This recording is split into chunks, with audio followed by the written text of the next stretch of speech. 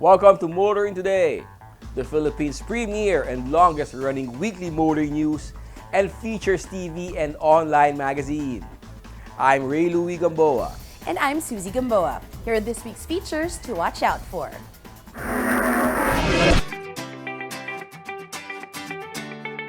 On Motoring Forum, we shall discuss the consequence of license plate backlogs.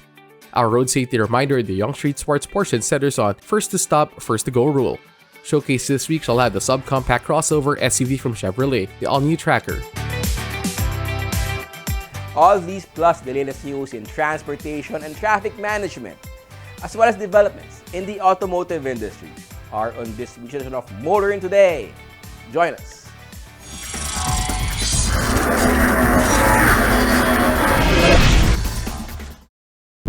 Ambition. It's not a destination, nor a finish line. It's what you keep racing towards. To push. To the extremes. To race. Race. Race. That's when you find the limit. That's our ambition. So you too can race yours.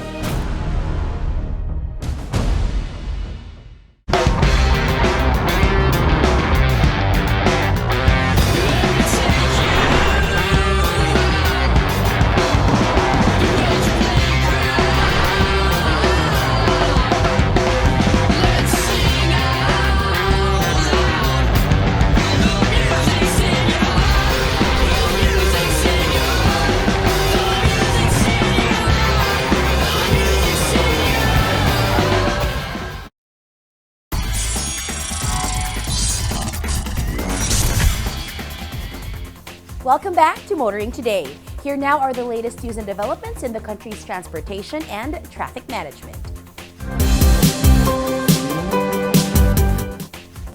Schools are going back to face-to-face classes, and that means school buses as well as family vehicles ferrying students from home to school and back, which also means more traffic.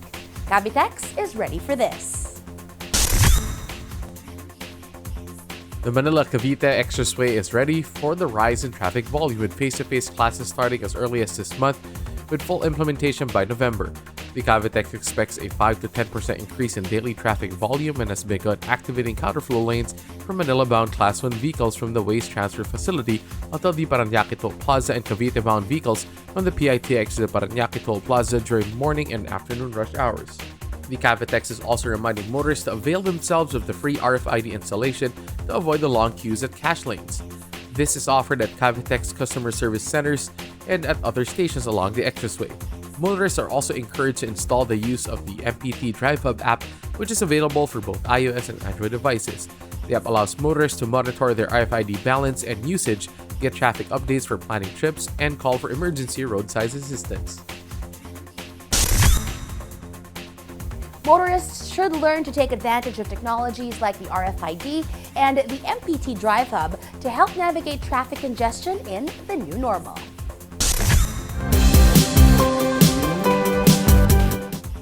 Meanwhile, wondering why countdown timers at many stoplights are not working? The MMDA offers an explanation. The MMDA is moving to stop using countdown timers on signal lights at intersections as it shifts to what it calls an adaptive signaling system. The shift to an adaptive signaling system is aimed at better management of traffic at intersections, the MMDA said. The system uses detectors or sensors to determine traffic flow at intersections and adapt the light changes accordingly. According to Francisco Pesino Jr., Chief Engineer of the Traffic Signal Operations and Maintenance Group of the MMDA Traffic Engineering Center, the detectors sense the presence of vehicles. If no vehicles that pass through the intersection from 3 to 5 seconds, the light will change. The MMDA said that at present only 50 to 60% of traffic lights are connected to the adaptive system. This is the reason why some intersections still use countdown timers, it added. The MMDA expects to have all signal lights in Metro Manila to be part of the adaptive signaling system within 2 to 3 years. The MMDA hopes to assuage fears of motorists that shutting down the timers is tied to the No Contact Apprehension Program, which many see as being used as a revenue-generating tool for the LGUs and other agencies.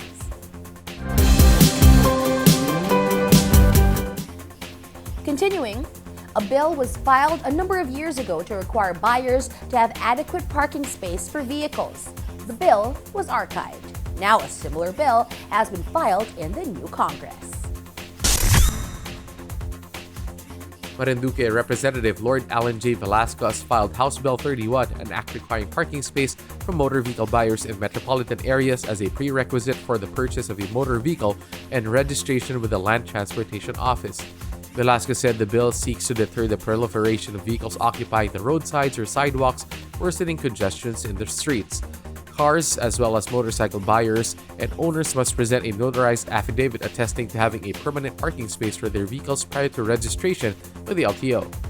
The LTO is tasked to verify the information on the affidavit is true and to periodically conduct inspections to ensure the regulation is followed. LGUs and the MMDA will also be empowered and tasked to ensure compliance with the permanent parking requirement. The bill seeks to impose stiff penalties on car owners caught making fraudulent parking space claims, including a 50,000 peso fine, revocation of registration, and a 3-year ban on registration of new vehicles. The bill also specifies that anyone can report owners who don't have parking spaces for their vehicles. The bill has good intentions, and it should be interesting to hear the debate over whether it should be enacted and implemented. And finally, the new DOTR leaders appear to support the continuing development of the EDSA busway. 2 additional stations have been added to the EDSA busway or the EDSA Carousel, the Taft Avenue and the Ross Boulevard stations. During ceremonies formally opening the 2 new stations, Department of Transportation Secretary Jaime J. Bautista said the DOTR will not stop looking for ways to provide accessible, affordable, and safe transport modes for everyone. Bautista also lauded partners in both government and the private sector for actively supporting initiatives for a safe and comfortable transport for commuters. A joint undertaking of the DOTR, the MMDA, and the Department of Public Works and Highways, the EDSA busway features a dedicated median lane for buses with stations built at the median island. This EDSA busway has seen travel time from Mall of Asia in Pasay City to Monumento in Caloocan or vice versa cut to 1 hour and 30 minutes from 2 to 3 hours. After the addition of 2 new stations, it is hoped that operators will also deploy more buses to service the EDSA busway commuters.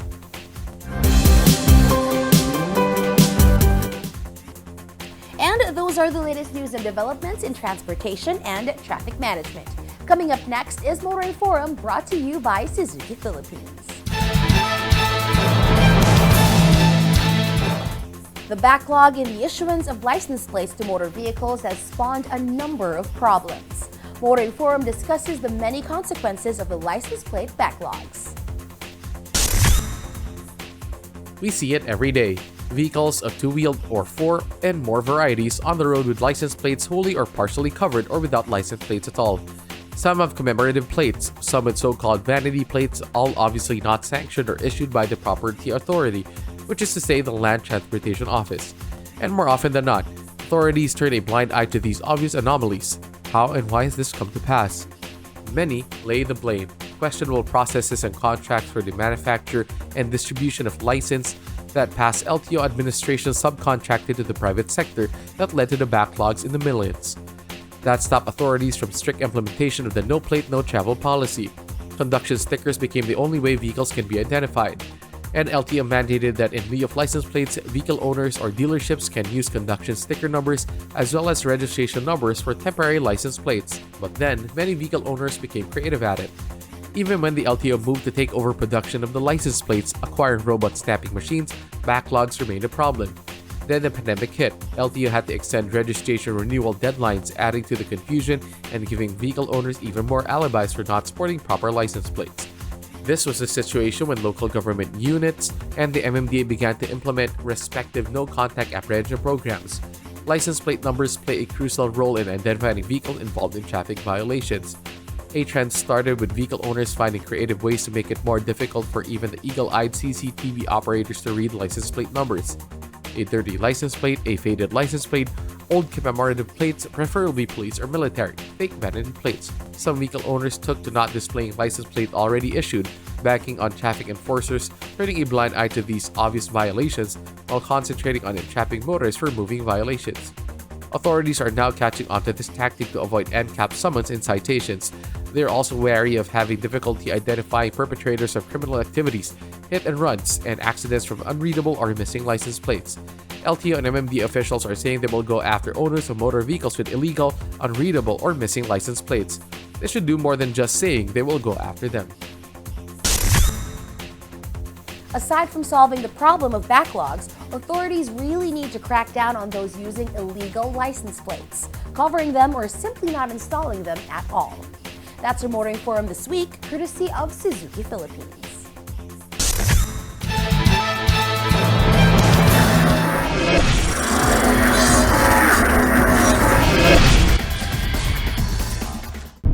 Ambition. It's not a destination, nor a finish line. It's what you keep racing towards. To push. To the extremes. To race. Race. Race. That's when you find the limit. That's our ambition. So you too can race yours.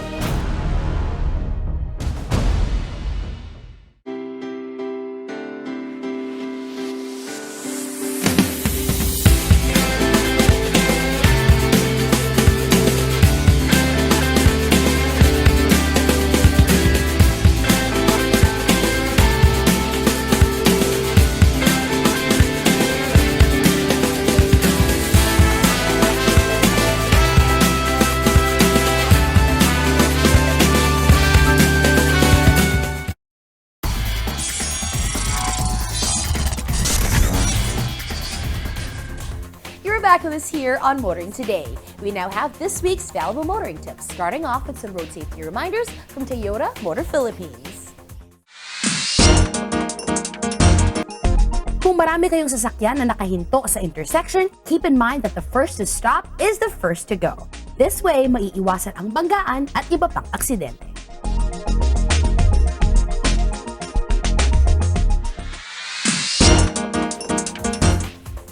Continuing with this week's edition of Motoring Today, let's now focus on proper driver's demeanor, especially for those driving PUVs. Here's Spying Chaper this week. Payo Chopper lang, kaibigan. Ako si Alejandro Luico, isang kapwa niyo chopper. Huwag nang ipilit magsakay ng pasahero kung hindi nakasya. Ang bawat pampasadang sasakyan ay mayroong tinatawag na passenger limit o bilang ng mga pasahero na magkakasya. Kapag puno na, iwasang magtawag pa ng ilan at ipagsiksikan. Tandaan din na bawal maglagay ng ekstrang bangko sa gitna ng pampasadang sasakyan. Palaging isipin na mahalaga rin na komportable ang ating mga pasahero. Ito po si Alejandro Luico, Payong Chopper lang, kaibigan mula sa inyong kapwa niyo chopper.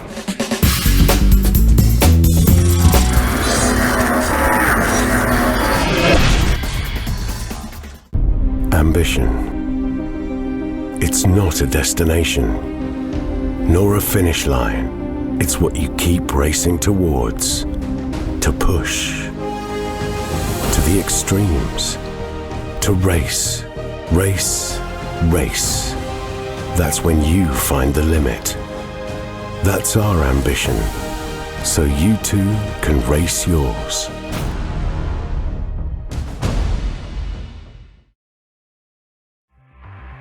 Suzuki Ertiga. Life is beating fast. Find what you're waiting for.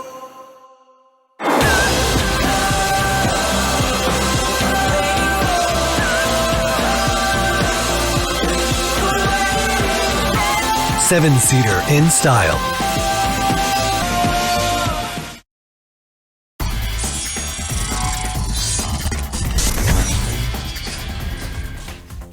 Welcome back to Motoring Today. World of Motorsports is next.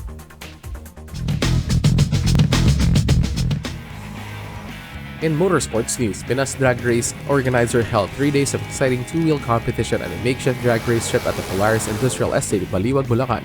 Day 1 saw Mark Jensen Marzan ruling the 59 all-stock category, with Adrian Talavera ending up as first runner-up and Jervy as second runner-up.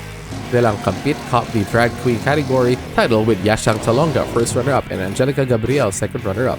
Jacob Pascual topped the 59 power category as champion with Kian Lester Obedoza first runner-up and Mark Jason Marzan second runner-up. Jacob Pascual was also champion of the CVT 155 category. First runner-up was John John. Second runner-up was Kenneth Gatus. Mark Jerson Marzan got back on top of the 4V category with Maiko Adapon as first runner-up and Carlo Hernandez as second runner-up. Day 2 saw Carl Deraya beat Charlie Arceo first runner-up and Jovi Maloob second runner-up to become champion of the JOG DIO 50cc category. Emerging as champion of the scooter 70 to 77cc was Ralph Arvin Palakpan, with Mike Odapon ending up first runner-up and John Maynard Peralta second runner-up. Jervy De La Cruz ruled the Jog 90 to 95cc SP category as champion. Ralph Alvin Palakpak was first runner-up. Kenneth Cristal was second runner-up. Kenneth Cristal did better in the Dio 90 to 95cc category to land the top spot, with Jason Quinones settling for first runner-up honors. Carl Deraya was second runner-up. Podium finishes of the 2T Open Scooter were Charlie Arceo champion, Jervy De La Cruz first runner-up, and Maiko Adapon second runner-up. Day 3 saw similar faces back in podium finishes. Jervy De La Cruz ruled the PCC category as champion with Edward Kalisak as first runner-up and Mark Gerson Marzan as second runner-up. Angelo Apparati topped the 25G category with Mark Gerson Marzan as first runner-up and Adrian Talavera as second runner-up. Angelo Apparati also was champion of the PCP China 150 category. Ian Seabug was first runner-up. Mark Anthony De La Cruz was back as second runner-up. Finally, Mark Gerson Marzan was back as champion in the Open Mixed category. Angelo Apparati dropped to first runner-up, Jailer Kiton as second runner-up.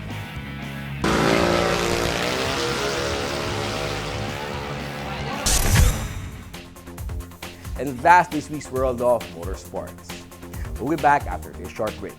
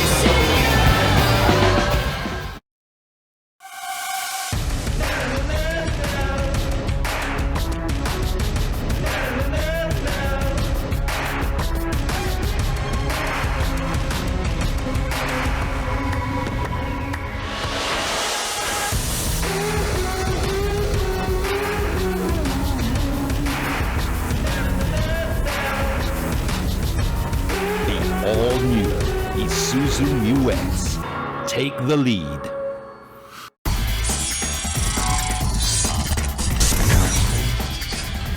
Our car of the week is next on Showcase, courtesy of Prudential Guarantee.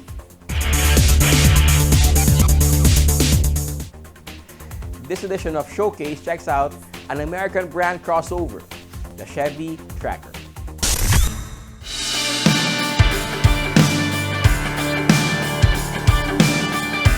The Chevy Tracker is the smallest in the crossover SUV lineup of Chevrolet Philippines. Nonetheless, at 4,270mm long, 1,791mm wide, and 1,627mm tall, and 2,570mm long wheelbase, and minimum ground clearance of 161mm, the Tracker still commands attention on the road or even just parked.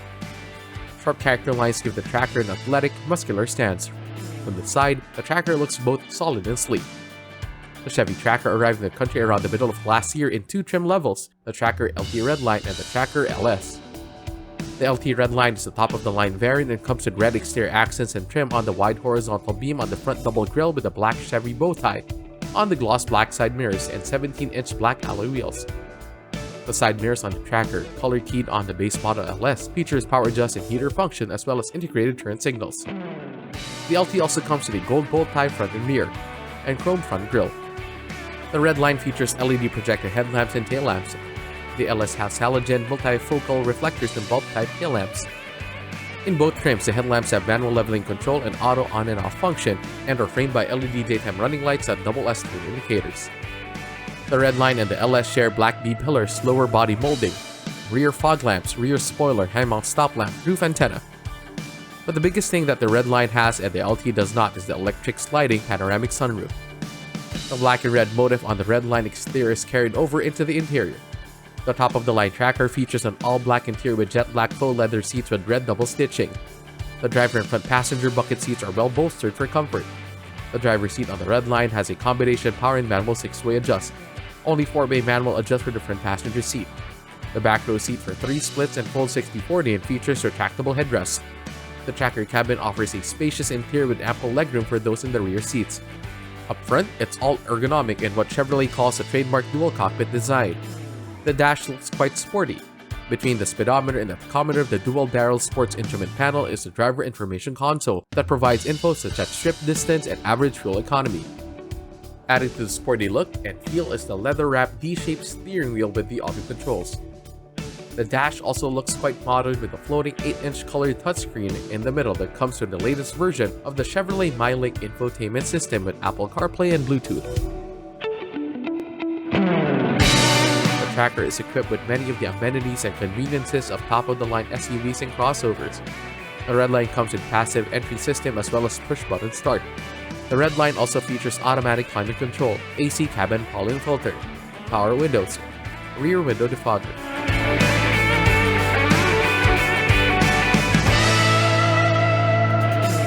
Underneath the hood of both Chevrolet Tracker variants is a lightweight, new generation 1.0-liter 3-cylinder DOHC Ecotec turbo engine that generates 116 horsepower at 5,800 RPM and 175 Nm of torque at 1,500 to 4,200 RPM. A 6-speed automatic transmission that delivers the power and torque to the front wheels. The Tracker features an intelligent engine start-stop system that helps reduce fuel consumption and exhaust emissions by automatically shutting and starting the engine depending on vehicle speed and traffic conditions. The suspension features McPherson struts in front and what GM calls compound crank rear axle system in the rear. Stopping power comes from the all-wheel disc brake system, ventilated in front and solid in the rear. The Tracker Redline and LS share a range of active and passive safety technologies that include anti-lock braking system, electronic stability control, emergency brake warning, rollover mitigation, enhanced understeer control, cornering brake control, traction control system, engine drag control, panic brake assist, hill start assist, low vacuum brake assist, no vacuum brake assist, fading brake assist, torque vectoring brakes, engine immobilizer, anti-theft alert system, and tire pressure monitoring system. Also shared are front passenger and side airbags, ISOFIX system, and reverse camera with a wide 130-degree viewing angle as well as rear parking sensors. All 5 passengers on the Tracker get 3-point ELR seatbelts for driver and front passenger benefiting from force limiters.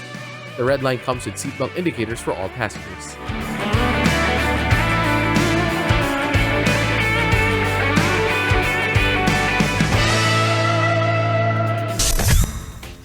Chevrolet Philippines offers an enticing base model Tracker that offers virtually all of the driver assist and safety technologies found in the top-of-the-line variant. That's our featured vehicle in this week's showcase, courtesy of Prudential Guarantee. Drive worry-free with Prudential Guarantee's auto insurance program with a free 24-hour nationwide roadside assistance included with your comprehensive auto insurance. Rest assured, we'll take care of you and your car wherever you are. Prudential Guarantee's auto insurance program, 100% worry-free driving.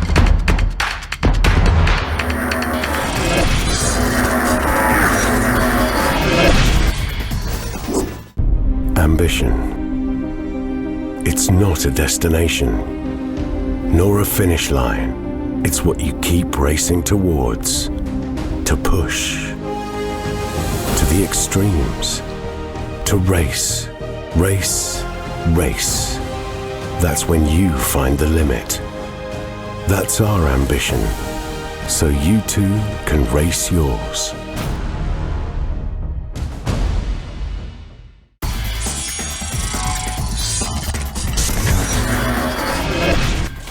Welcome back to Motoring Today. The auto industry now takes center stage. Over 3 whole days, the Clark International Speedway was a beehive of activity as Toyota Motor Philippines hosted the first ever Toyota Gazoo Racing Festival. Over 180 team members from Toyota's dealer network as well as invited members of media underwent hands-on training from Toyota Gazoo Racing Academy race car champions.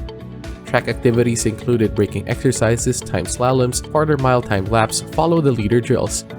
According to TMP President Atsuhiro Okamoto, the Gazoo Racing Festival is fueled by a shared love for cars, passion for the thrill, and joy of driving, as well as the goal to promote motorsports in the country. Cosco Oben of Toyota Batintawak says the first-hand experience of driving GR models at track will make it easier to communicate their fun-to-drive character to clients. Okamoto revealed plans to stage similar activities that will be open to the public. During the festival, Toyota also previewed the latest addition to TMP's growing GR car lineup, the all-new Toyota GR86, which is now available for pre-order at GR Performance dealerships.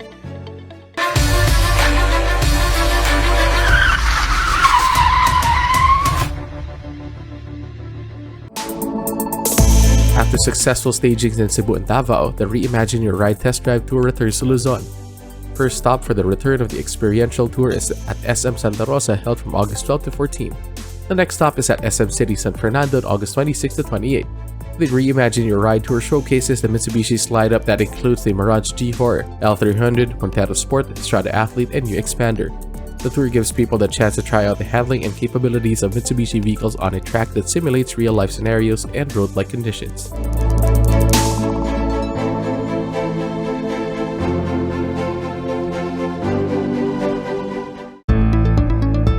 Isuzu Philippines Corporation and Isuzu Isabela partnered to deliver relief goods for victims of the massive earthquake that hit Abra recently.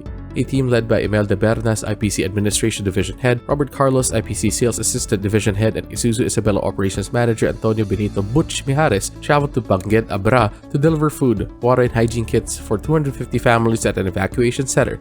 IPC and Isuzu Isabela organized a relief operation in partnership with the Abra Provincial Disaster Risk Reduction and Management Office to extend aid to families displaced by the magnitude 7 earthquake.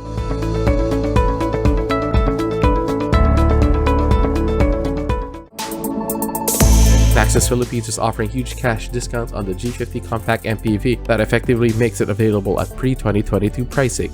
Until the end of September, the Maxus G50 1.5 AT Pro is offered at a net suggested retail price of 1,076,000 pesos, the G50 1.5 AT Elite at 1,156,000 pesos, and the G50 1.5 AT Premium at 1,288,000 pesos.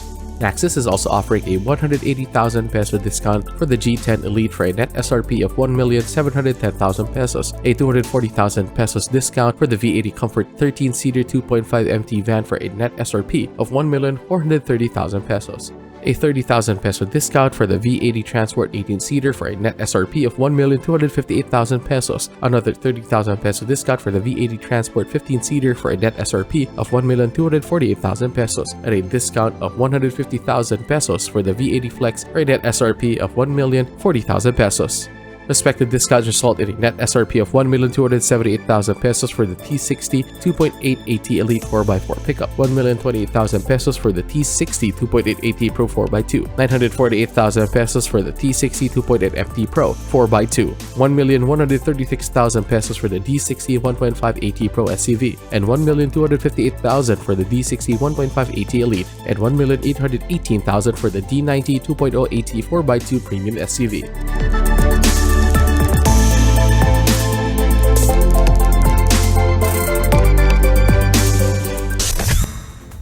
And that's the week that was in motoring. Thank you for joining us.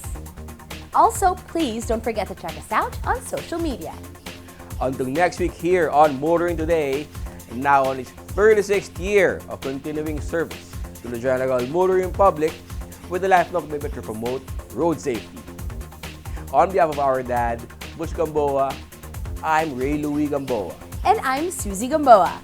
Happy Happy motoring! motoring.